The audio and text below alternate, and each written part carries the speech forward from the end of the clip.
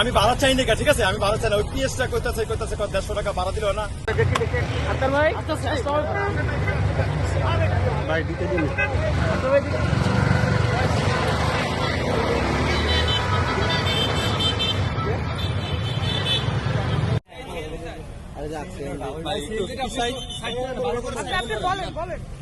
ওই যে এনসিবির কি জানি নামটা, হ্যাঁ ওনার পিএস আইছে, আমার ভাড়া করলো 3-4 মিনিট দেরি বা আমি সমস্যা নাই।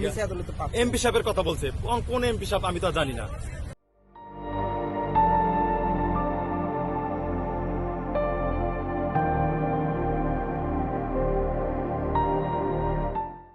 বাসার মধ্যে লয়ে গেছি, আমরা 5 মিনিট বহা রেখে রাখছে। 5 মিনিট পরে উনি আসলো, 180 টাকা ভাড়া করলো, 300 টাকা দিয়া বাংলা মোটর থেকে। আমি খুশি। আমার অনেক ভালো লাগছে, অনেক ভালো লাগছে। আর বলতে আর আমি ভাড়া চাই না, ঠিক আছে? আমি ভাড়া চাই না। ওই পিএসটা কইতাছে 150 টাকা ভাড়া দিল না। পরে আমি 180 টাকার কথা বলছি, 300 টাকা দিয়ে। আপনি কি জানতেন যে আপনাকে এমপি সাহেব করছে?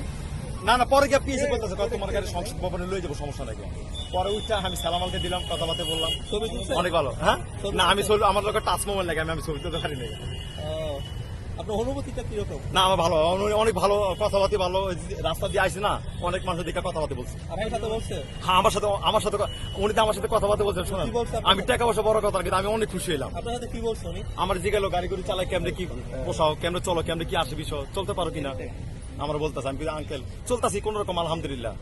এই যে বর্তমান যে বাজার অবস্থা, হুন্ডা মোন্ডা চলতেছে, আমি চলতেছে কোন রকম 500 টাকা পাই। মানে আমার সংসার প্রতি কথাটা জিগেল, যাক আলহামদুলিল্লাহ। দাঁড়িয়ে ফিরে আছে তো কথাবার্তা তো ভালো।